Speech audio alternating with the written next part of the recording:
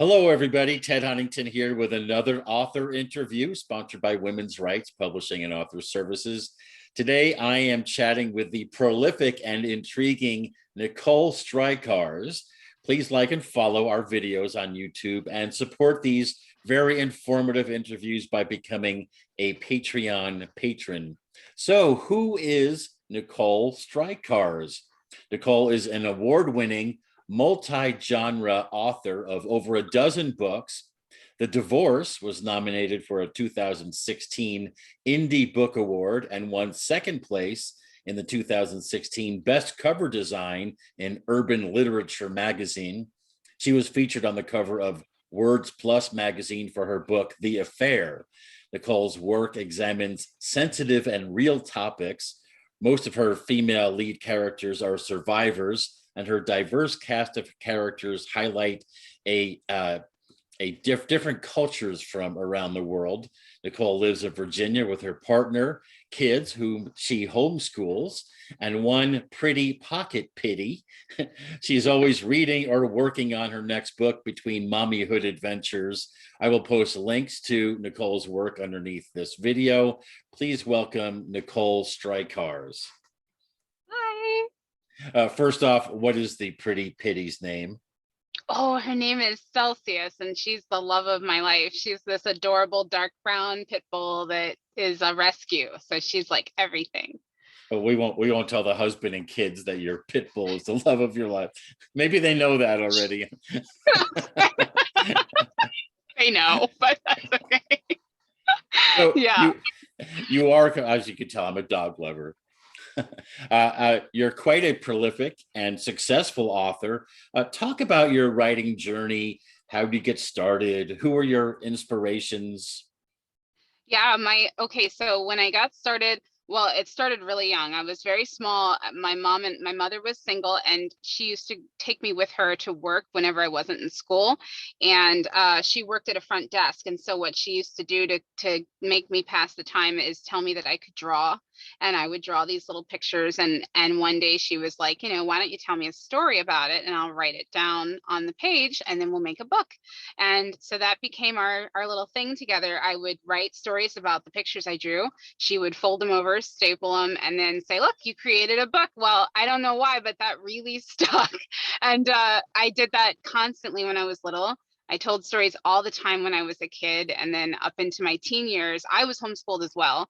And my mom really focused on creative writing while I was in high school, and then when I started doing some college courses. So but it's been literally part of me to tell stories and come up with weird things to talk about since I was a kid. So my mom would be the biggest influence. Well, that sounds like great parenting to me.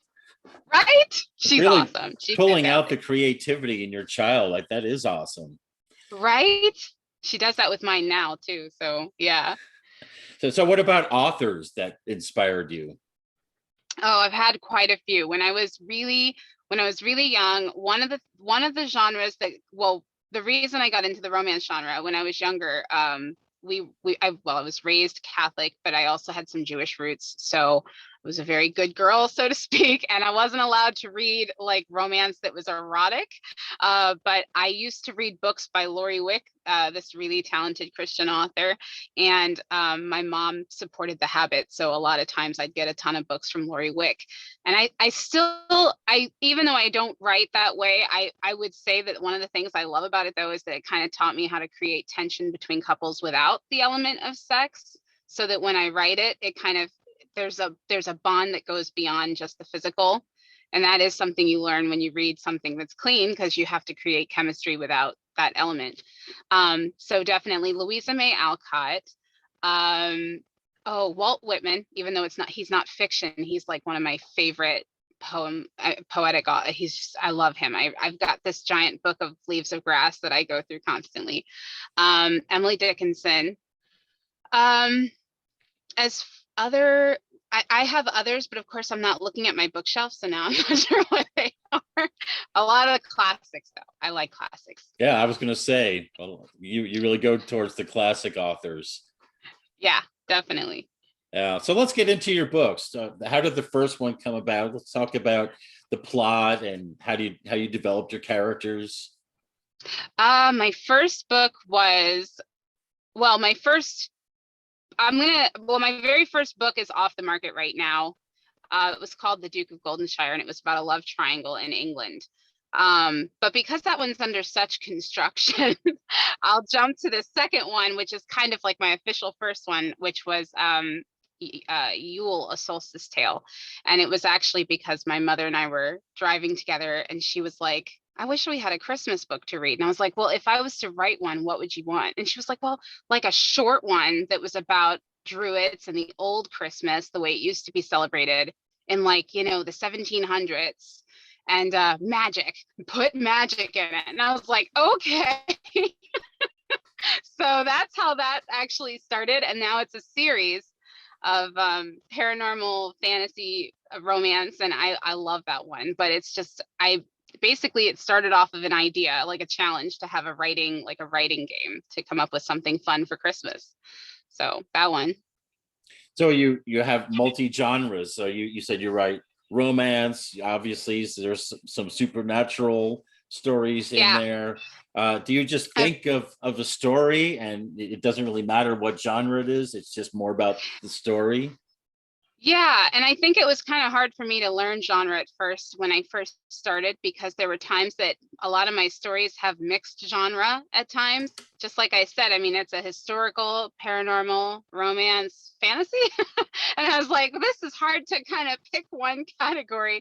But I started to learn some of the rules and the way they're structured, the different genres. And then I finally realized, okay, I have to go with multi-genre, because I do historical, romance, historical fiction, paranormal, contemporary, and some of them have romance elements and some of them don't. So it was also making sure that I had the right fit with romance, because I do tend to write romance that doesn't always really fit the box, because things don't always end the way they should. And I was like, oh, I didn't know that was a no-no when I started.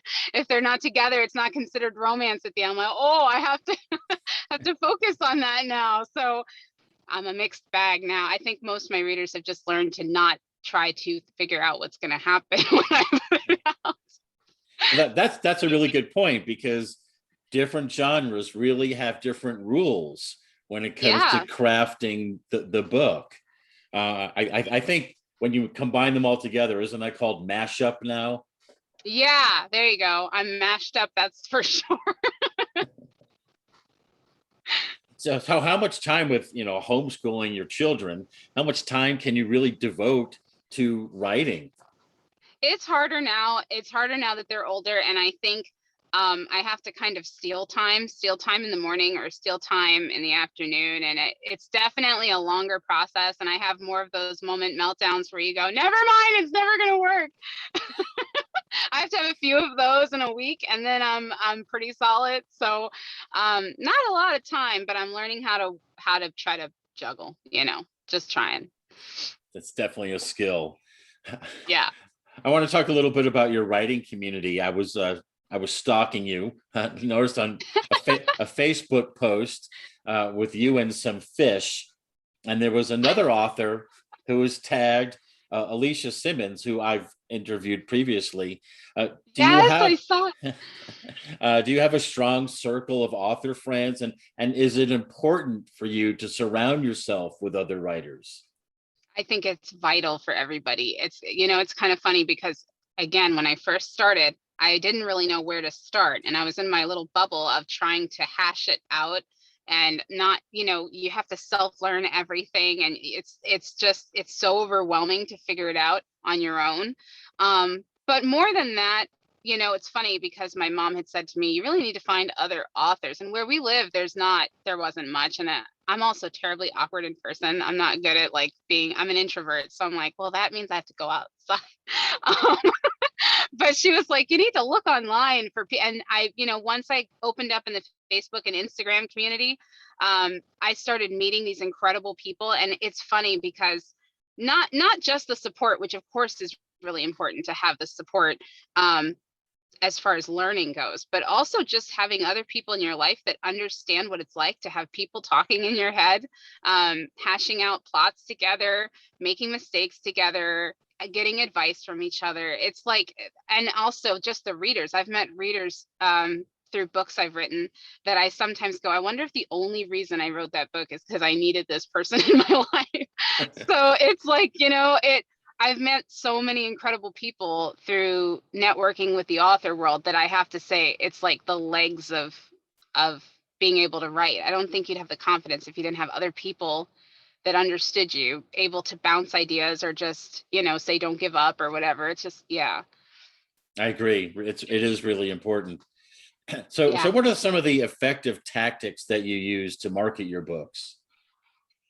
I think, okay, well, one thing I've learned is definitely helpful is imagery. And I haven't done a lot with, it's not like I've taken extreme courses on marketing and advertisement, but I've tried to brush up as best I can with certain tools. And one of the biggest motivating things I've found for myself was imagery and finding unique images to push books. And I say that in an odd way, like my book, The Divorce, that's about a contemporary couple going through a divorce, and whether or not they're going to end up as a couple by the end of the book. Sometimes I'll find these really awesome images of like maybe a husband holding or a wife holding up a wedding band, and then in the background you can see the man in the back. And it's these different things that catch the eye that I notice make people stop and actually read or check something out. And it works on me, I would say. A lot of times when I'm scrolling, if I find some epic looking image, I'll stop and read it and then buy the book. So yeah, imagery for me, I've noticed imagery and being real selective about what images I use that would make people, stop scrolling and read and buy. So do you have a strong Instagram presence where you use those images? I do. I think sometimes my Facebook is a little stronger, but I find people, I think a lot of the time my steady reading group and a few strangers walk through my Facebook, whereas Instagram definitely caters to a broader audience because especially with hashtags and such, I end up finding I kind of cast a wider net on new readers through Instagram. Yeah. And I know people are using TikTok, but I haven't figured out how to stop watching it instead of, using it instead of watching it yet. So I'm not there yet. It is way too tempting to just go down that TikTok rabbit hole, isn't it? Oh, it is. Yeah. No, I don't know. I have to adventure into that one day and try to figure out how to advertise in that direction. But mostly networking imagery, using certain verbiage for my posts and trying to hook people with those first few sentences and such. I was hoping, I know you're in your car, you were banished to your car. I was hoping you would have a book with you and maybe. I do. No, look, I have two because I figured because it was about strong female characters, I grabbed the two books that I feel represent my strongest female leads, which is From the Love That Hurts and The Van Dorens. Well, I will let you think for a moment about what little segment you might want to read. You could do a little reading time, maybe a couple paragraphs. But before you get into that, I want to ask, who is Nikki the Solitary Witch? Yeah, well, my alter ego, obviously, right now.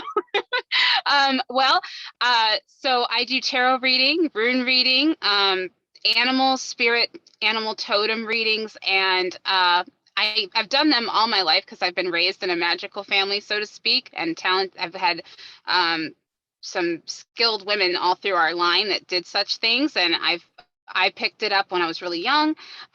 Before I had kids, I used to do it kind of for money, but not a lot. I didn't make it serious. I didn't make it a business. And then recently I was doing a tarot reading for myself, and I had gotten a message about, working with that to make extra money for the family, for myself. And I was like, well, that's an odd approach. I'm already doing the author thing, and that takes a lot of my time and resource. But at the same time, I was like, this would be a great way to do something that I love to do. I would be able to help people work through issues with other people. And so now I do that as well. I tarot read and rune read, and I love it. It's so much fun. I've met really great people through that too. Well, very cool. You're the first author that I've interviewed who does tarot readings. And, yeah, and right? there's a witch that I know of. I mean, there may be some others, right? but they didn't fess up. They were closet witches, right? Maybe, I don't know. All right, so Yeah. I'm gonna give you a chance to do a little book reading. If you want to choose Oh, yeah. a little Okay. segment of a chapter, you can All right. Let's see what I can entertain find. viewers here. Yeah. Yeah, I love that. Okay, let's see what I got. I do have something. Let's see. I'm gonna go with the Van Dorens because it's a nice wicked, fun wicked read, I guess, would be the way to put it. Let's see if I can find that one area.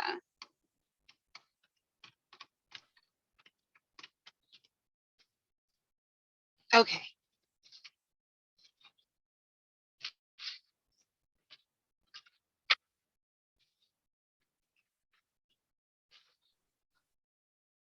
Okay. Yeah. All right. So the Golden Van Dorens is about three sisters that are in the 1800s.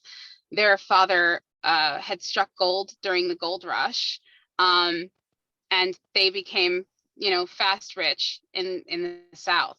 The only problem is he blew through the money very quickly and tried to return to gather more gold, and he basically never returned. He kind of went mad. And now he claimed he stashed it somewhere. And when he passes on, all three sisters end up in this very cutthroat race of trying to find their father's gold before the other one. They all have this desperate need for it, something in their life that's extremely desperate, that's pushing them toward needing it. They don't have much love for each other. So it's one of those books that I would say each time you read a different sister's POV, the other sister is the antagonist. So when you're reading them, they're the protagonist. But when you're reading a different sister, that sister you were reading about before becomes the antagonist. So I love this one mostly because it dove into sibling rivalry, how kind of family and blood ties can get really whack. I think we can all agree, like you, as much as you love someone in your family, there can be this weird kind of animosity that nobody else understands. Yeah, I had ended up, well, I actually wrote it after my uncle passed away. And I kind of said to myself, I had pitched the idea at him before he passed, and he was so into it. And he was a big supporter of my books. And I was like, it's gonna be gritty and it's gonna push people's limits a little bit. And he was like, do it. So I was like, okay, I'm gonna do it. I even had character art for each sister made up. This Oh, is the nice. eldest, Tabitha, Morgan, and Verity, the youngest, and I love them. There's probably no good characters in the Golden Van Dorens. They're all kind of gray and stuff. But yeah, so this segment is from somewhere towards the middle towards the end of the book. After a long haul, they all end up in California. They're pretty close to they're pretty close to finding gold, and this is like a backflash, so to speak. All right, California. As fate would have it, all three of the Golden Van Dorens had found their way to California, the place where Malcolm Van Doren made himself from river mud and rock. Their father, an immigrant from Belgium, had settled in this western land 10 years before the rush. On his first day of mining, he worked well into the night. A new life for himself and his wife Annie, playing tricks in his head. He saw it, the life he could give her. But one night, after time and time again of failure, he dreamt. He saw a vision in his sleep, a vision that returned to haunt him on his deathbed. He was mining when the pickaxe missed the rock, embedding itself into his shin. When he pulled it free, pure liquid gold poured from his wound. Bending to hold the gaping flesh shut, he could not contain the golden life's blood. Malcolm Van Doren stumbled from the mine and into the light of a full moon. Branches whipped at his cheeks and scratched his arms. Instead of red ribbons, there was more gold. It dripped from his cheeks, and when he wept, gold replaced the water. He ran, going straight into a river, where the gold began to weigh him down, for gold weighs more than blood. Dropping to the bottom of the river, his heart became not but gold, solid and immobile. It acted as an anchor in his chest, rushing him to the floor of the river. He was met by three women at the bottom, all of them beautiful, all of them shapely, and crafted of feminine wiles. But they were not beautiful earthly things. They were otherworldly. All were dipped in liquid gold, and it seeped from their eyes and mouths. It fountained down their curves, sides, though it was dropping from the heavens to shower them. Lips parted, they stared him down, watching him drown, beckoning as the gold streamed from their fingers, their wet lashes, glittering droplets. The next day he discovered gold, making his first claim. Tabitha, Morgan, and Verity Van Doren were born from mud he trudged through, the blood that oozed from his knuckles, and the gold he sweat for. They were fashioned from gold, shaped by it, and soon destroyed by it, just as their father was. Very nice, very intriguing. Yay, thank you. Oh, Nicole Strycharz, thank you so much. It's been a pleasure. I'm going to post links to your books, to your work underneath, and a link to our Yay. sponsor, Women's Rights Publishing and Author Services. Thank you so Awesome. much. Thank you. All right, it's been a pleasure. Take care. Take care. Bye.